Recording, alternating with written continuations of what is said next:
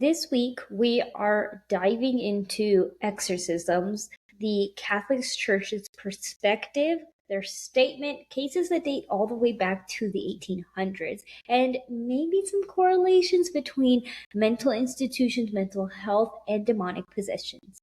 Let's go to the other side.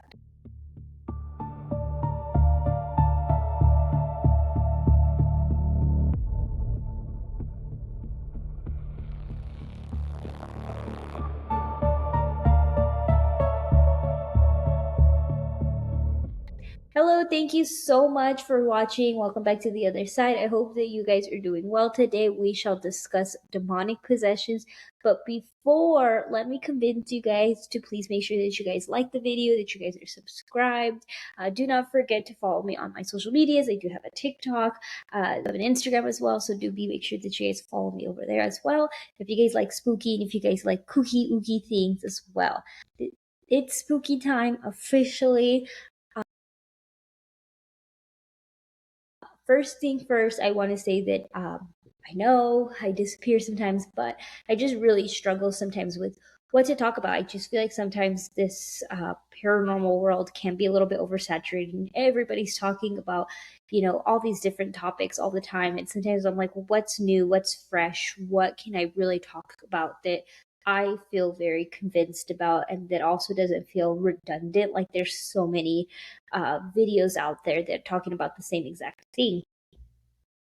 But I had written like over 4 to 5 potential scripts. Again, nothing was speaking to me personally until I started diving into this topic specifically that I've always found like a curiosity about, because I've been seeing a lot on social media, people like posting about different classes that you can take that the Catholic Church offers, not just like any Catholic church, but like the Pope himself is offering these there at the Vatican. And I was also really curious about this as well because of the fact that the Pope has made some statements about this. So I was like, oh, well, that's a little bit interesting, right? I was working on this script and I was on Instagram. This video had popped up and I felt like it was somebody listening in on me. And the video just fit so well in with what was the topics that I was looking into and everything like that.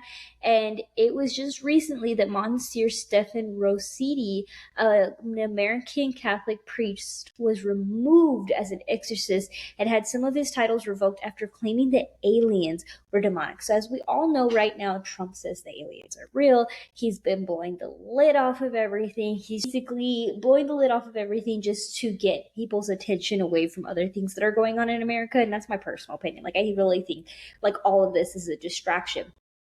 So Monsieur Stephen Rossetti said that aliens were demons, and the New York Times put that he plays a role in investigating claims of demonic possessions, and he even leads the St. Michael's Center for Spiritual Renewal. This statement made after the claims from Cardinal Michel, who said that Monsieur Rossetti's link to UFOs, to demonic presence, and the center's recent use of social media greatly undermines the church's very perceived teachings on the devil, demons, and exorcism. They state that he overstepped by putting his own doctrine in. But in another interview, Rossi stated that one exorcist told me that he thought that this person was possessed by aliens.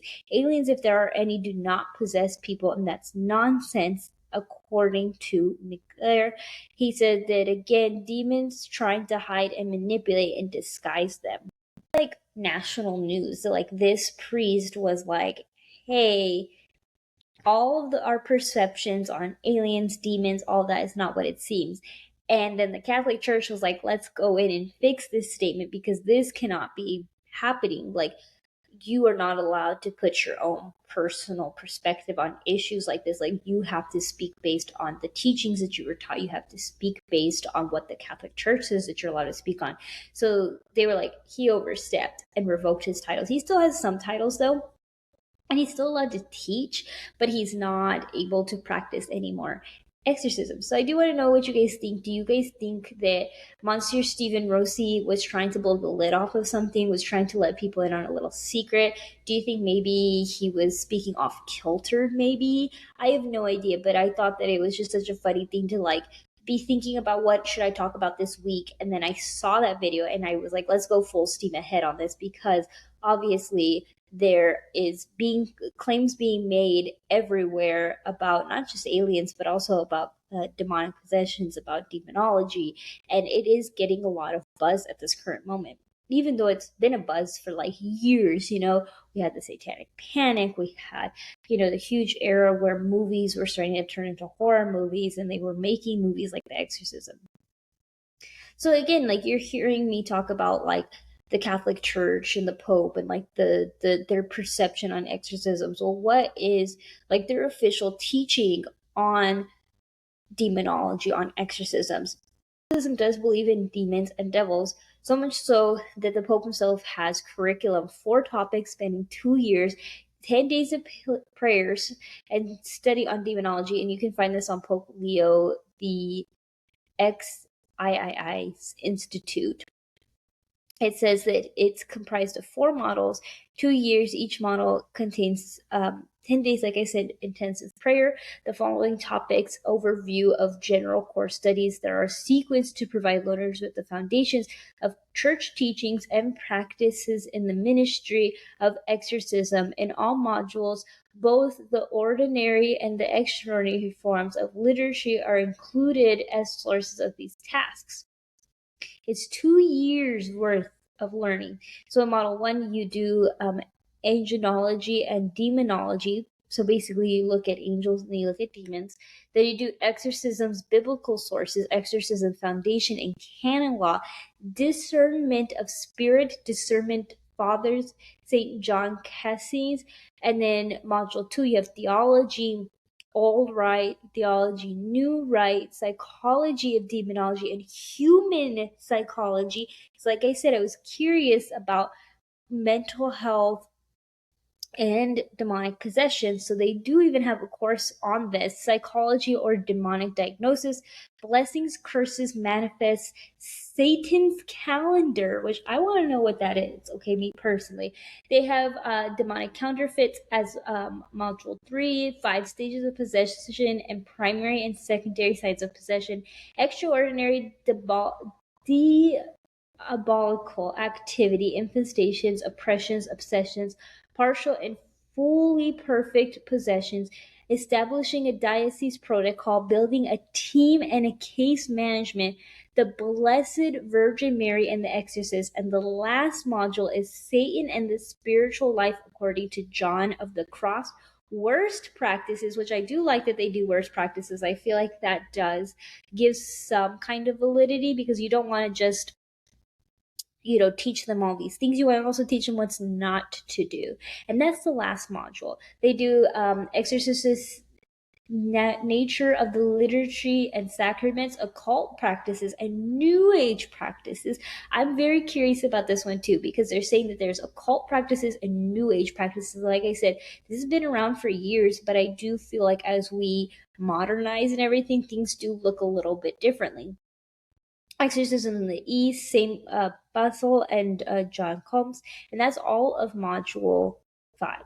So the church does mandate that a priest studies and they are certified to perform exorcisms, and they have permission in order to do that. So you can't just go out as a priest in a Catholic church and perform an exorcism or speak a demonology. Like, the church will get mad at you. The Pope will be like, what the heck are you doing, dude? Like, you have to have special permission from us in order to do that. So there is like a protocol and there is some control that they have over it. Some of the questions that I really had: what is exorcism? What does the Catholic Church actually define as this? And this came from the United States Conference of Catholic Bishops. And it asks that same question, what is an exorcism? Exorcism is a specific form of prayer that the church uses against the power of the devil. So essentially, you pray and you use that prayer and that power against the devil. That is what an exorcism is. It's basically using the Catholic teachings, the practices, the prayers, the everything in order to expulge whatever that person has in them. I do like this next question that they have. What is the difference between exorcisms and sacrament of penance? Which I think is kind of a dumb question, but I like it at the same time, because to me, like, I mean, I get it. Like, some people didn't grow up Catholic, but I grew up Catholic. So to me, I know, like, sacrament of penance is basically like when you go up to your priest, you say, "Forgive me, Father, for I have sinned." And he says, "Okay, you're going to do 10 Hail Marys," right?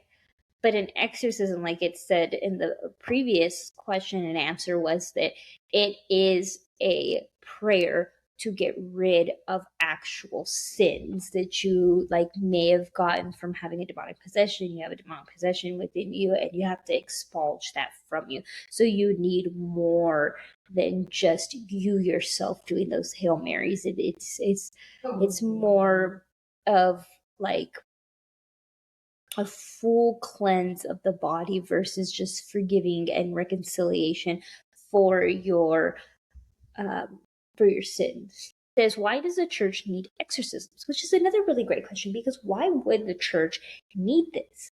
Well, it says that there are instances when a person needs to be protected against the powers of the devil, or to be withdrawn from his spiritual dominion.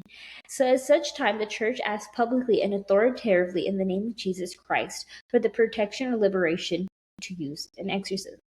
So to me, again, growing up Catholic, they use this and they need it because they have to be able to protect people from spiritual warfare. They have to protect people who are claiming that they are possessed by the devil. They have to protect their people from having these infestations. And it's like, how else would they combat it? They combat it through their teachings, and they arm themselves essentially against these demons. Now it says, is there spiritual basis for exorcism? It says, while exorcisms is grounded in the ministry of Jesus Christ, there's no scriptural basis for a formal rite of exorcism apart of the use of palms and gospels pre-ox that were included in the rite of exorcism that evolves. So it says that Jesus involved his disciples in his missions, and through commissions continued the work of exorcisms begun by Jesus Christ himself. And they quote like all these different scriptures. They said it was not a work they did in their own name, but in the name of the one who had bestowed it upon them. So basically saying that there is no scripture for it, but there is proof that they have a way to fight it. There is some text to back up what they're saying, and there have been a lot of literature on it, whether it comes from the Catholic Church or it doesn't come from the Catholic Church. I do want to get into those Vatican files. It says, do the fathers of the church refer to exorcisms in their writing? It says several fathers of churches, including Aristus and Coprinian, provide us with insight into exorcism practice of their own day's work. So that's why like the texts that come a lot of times do come from the priests themselves and the fathers who have dealt with these situations, and they write those texts on it. As are there different kinds of exorcisms? And it says that exorcisms are divided into two kinds. Simple or minor forms of exorcisms are found in two places. The first is preparing for baptism. It says that is a minor exorcism, but the second type includes a series of prayers that may be used by the faithful. And it says that major exorcisms, which is a rite, they can only be performed by a bishop or priest with special express permission. This form is to actually expulge demons. So the first one is essentially when you get baptized and you get the original sin. That is an exorcism. So when they dunk that baby in that holy water, that's what this website says. And then the second one is an actual demonic possession. It says, when and how is an afflicted member of the faith referred to as an exorcist? It says that every diocese establishes protocol to respond to inquiries made by the faithful who claim to be demonically afflicted. As a part of this protocol, an assignment should occur to determine the true state of the person. Only after through a thorough examination, including medical, psychological, and psychiatric testing, might that person be referred to as the exorcist for the final determination regarding demonic possession. To be clear, national determination it is made by the church, even if the individuals claim. So even if you claim to be possessed, the church is the one who makes that decision. It's kind of like a doctor. Like, you can't just say, like, I have this diagnosis. Like, I've been, like, blowing around to people, like, maybe I have Bell's palsy, but I can't actually say that I do because I don't feel like I have enough symptoms to say, like, I feel it right now in my eye. Or this eye feels very, like, stiff and it hurts. And I haven't been able to go to a doctor because I want to charge way too much. But it's kind of like that. Like, I've been telling people I think I have Bell's palsy, but I cannot fully diagnose myself with Bell's palsy because I've not gone to a doctor. I know what I'm feeling in my eye right now, which is a lot of stiffness, and I feel it moving, but I see it on camera that it's not moving. But I feel like the tension right here, but I can't say for sure I have it. It's the same kind of thing. It goes into like may anyone receive a major exorcism? And it says no. How frequently is a major exorcism performed? What is the difference between a major and a minor? Which I feel like I already kind of told you. So these are all the questions that they answered. Exorcisms have been debated on whether they are necessary by psychiatrists and by the Catholic Church. Psychiatrists state that most symptoms associated with demonic possession can be explained by mental illness like bipolar and schizophrenia. But let's look into these few cases. So there are a few cases that are very well known. And the first one is Denise de La Caille. And a quote that came from the devil of the learned said, "No man can concentrate his attention upon evil or even upon the idea of evil and remain unaffected. To be more against the devil than God is exceedingly dangerous. Every crusader is apt to go mad. He is haunted by the wickedness which his attributes to his crusades is a punt to go mad. He is haunted by the wickedness which which attributes to his enemies, and it becomes some sort of pain, some sort a part of him." That last sentence is hard to read, and I don't know if it's the problem I'm having in my reading that last part, but that was really hard. It becomes in some sort a part of him. Now, this case is from the 16th to 17th century. A new genre of literature had emerged in Europe. Possessions and narratives were described as horrific, extraordinary experience of people being possessed by demons in great details. It's not clear how many people in Europe were supposedly possessed, but the guess is in the thousands. One case from France was published in 1623. So even before 1800s, like I said earlier, this woman's name was Denise de La Caille, a widow weaver from Buenvillas. Denise was covered in lice, immobile, nearly blind, unable to eat, drink, and she was known to be violent, have hallucinations, speak in tongues. The records and also states acts of levitation. So imagine in 1623 levitating, speaking in tongues. I don't think that that's the era where you do that kind of stuff. I feel like that is like witchcraft very much. Like nowadays it's like, let's explain it with some science. We have a little bit of a different mindset, but like put your mindset in that time. It started on August 1st when Father de la Patte, back then it was called summoning the spirits through a series of conjugations, but today is called an exorcism, essentially commanded the evil spirit by speaking the name of God. They worked to identify who was possessing the person.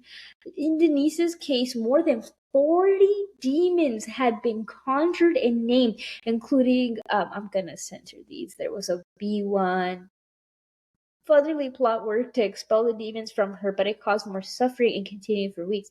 This was one of many cases published in the Book of France where it was on the rise.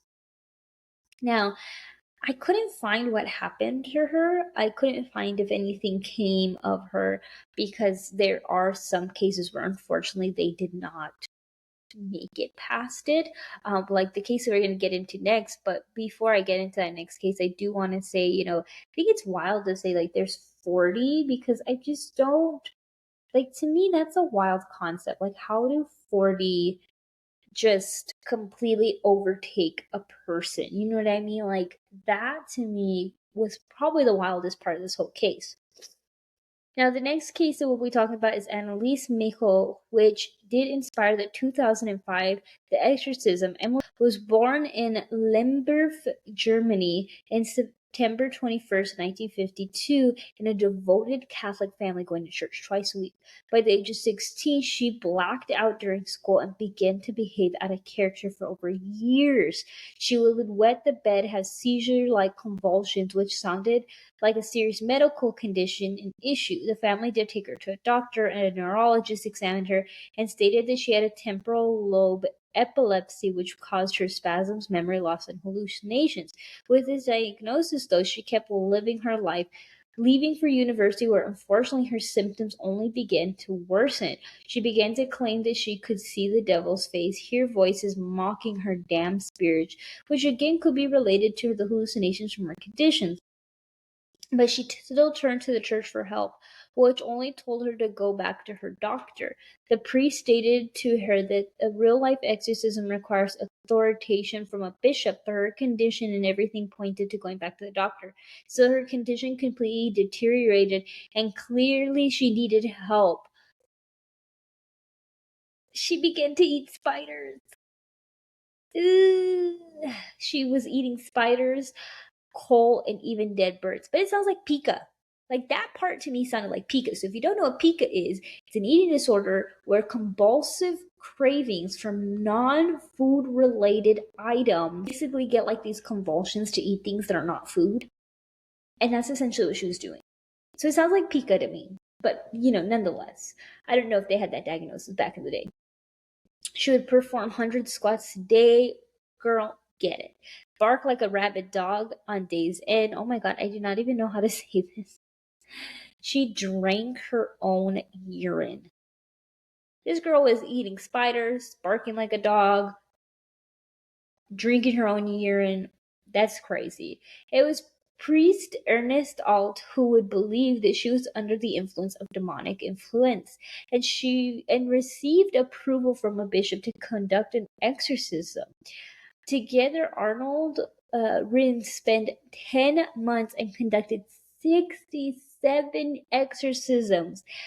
Oh my god, and Anneliese claimed to be possessed by Adolf Hitler, Nero, Lucifer, Cain, Judas, and a distraught priest named Fleischmann. She continued to decline, breaking bones in her knees from repeated kneeling prayer. She also stopped eating, and she unfortunately passed away at the age of 23 from dehydration and malnutrition on July 1st, 1976. The ending is super sad because they found Alt and Rez at fault for the girl's death, convicting them of manslaughter, but only a 6-month prison sentence. So basically, they blamed these priests, right? They said, it's your fault why this happened, but you get 6 months suspension prison sentence for manslaughter.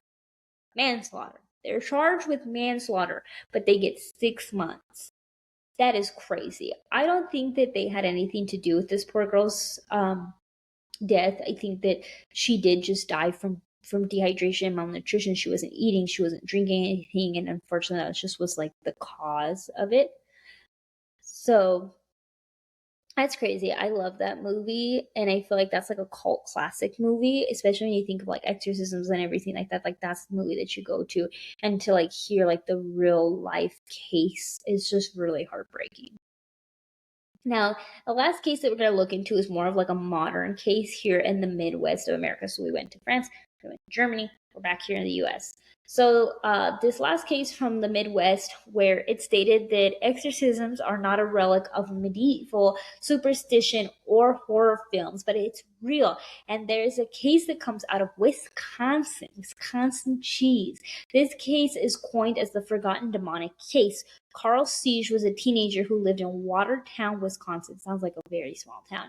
In the mid 1800s, he was the son of a German immigrant. Carl began to show weird, bizarre, and frightening symptoms that would become a foundational case in American Catholic exorcism history. Carl's symptoms began as mundane, with the family discovering duck eggs with pinholes. His sister believed that the eggs had been cursed by a local witch. The family dog then consumed the eggs and went mad. Next, Carl's sister died suddenly of unexplained causes, and Carl himself began to suffer physical and psychological afflictions, which included seizures, paralysis, and deep stupors. The Surge family was terrified and turned to the Catholic Church, which Bishop John Martinham of Milwaukee approved a formal investigation. John Germa was assigned the case and conducted multiple exorcisms and rituals on Carl throughout his life. These were lengthy rituals that would leave both Carl and Father John physically and spiritually exhausted. Between episodes, Carl would return to a calmer demeanor and then relapse within weeks or months. His condition was critical and chronic. Father John wrote the account in an 1886 book, Spiritual Darkness. His fate is obscure, but the president of how American Catholicism set on possessions combined with ritual counseling are carefully observed. So that modern case set how American priests handle exorcisms.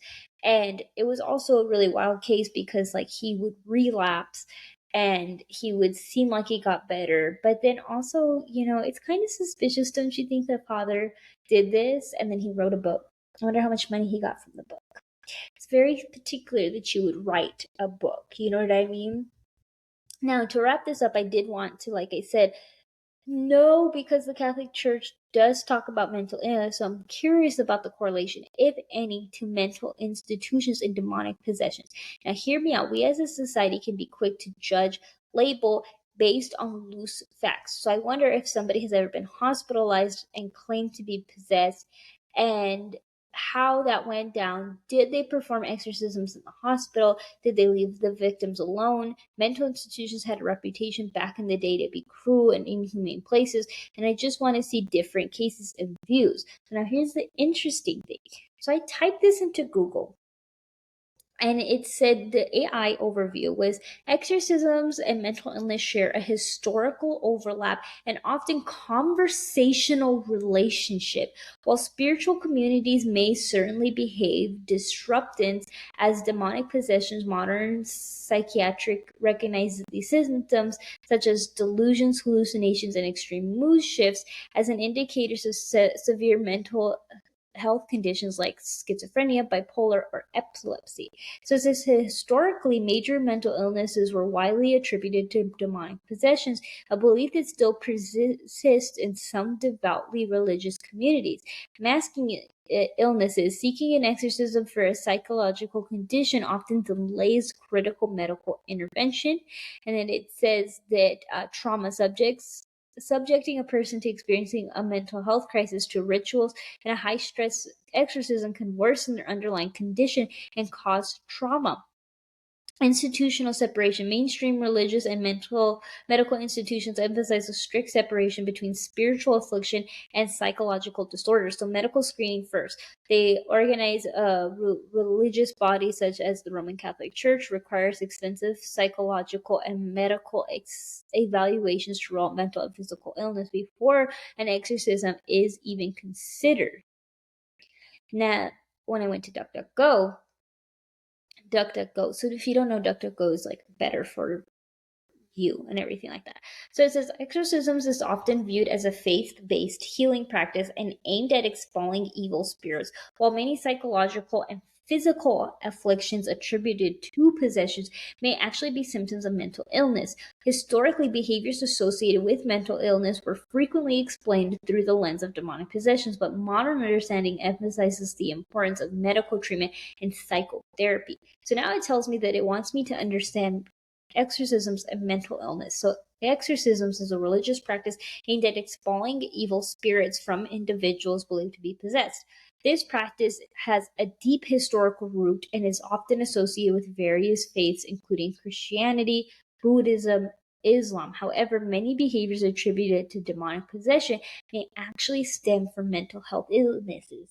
Now, it says historical context. Demonic possessions in the past, behaviors that we now recognize as symptoms of mental illness, were often interpreted as demonic possessions. This perspective was prevalent until the late 14th century, when medical explanations began to take precedence. There's a shift in understanding over time. The understanding of the mental health evolved, including attributing strange behaviors to evil spirits. People started to recognize them as signs of mental disorders. Now it says that mental illness is many symptoms with the possessions, such as agitation, irritable behavior, can be linked to medical health conditions like anxiety, mood, and psychotic disorders. Now it says that like exorcism versus medical treatments, right? So it says basis faith-based healing for exorcisms, but medical treatment is evidence-based. So faith-based, evidence-based. Focus, expelling evil spirits, addressing the physiology symptoms. Historical context rooted in ancient beliefs. Medical treatment involving understanding. Current prevalence still practiced in some cultures. Medical treatment widely accepted in modern medicine. So I thought that was really curious to see different search engines' views on this topic. I still didn't really find anything that I was hoping for, like maybe some cases of people in mental institutions that have had demonic possessions, or if they performed exorcisms inside mental institutions. That's really what I wanted to know. But again, I didn't really find much. But I am curious to know what you guys think. What you guys think of these cases that I talked about. If there's any other cases that you think I should talk about, do pop off in the comment section down below, and please let me know what your guys' thoughts on this. How much does religion tie into this? Do you think that these are all just mental illness cases, or there's some actual proof to this? Is there proof of demonic possessions? Is there proof of something taking over your body and it not just being a mental health medical emergency? Let me know. But this was the other side. Thank you guys so much for watching, and I hope you guys have a very great day. Thanks. Bye.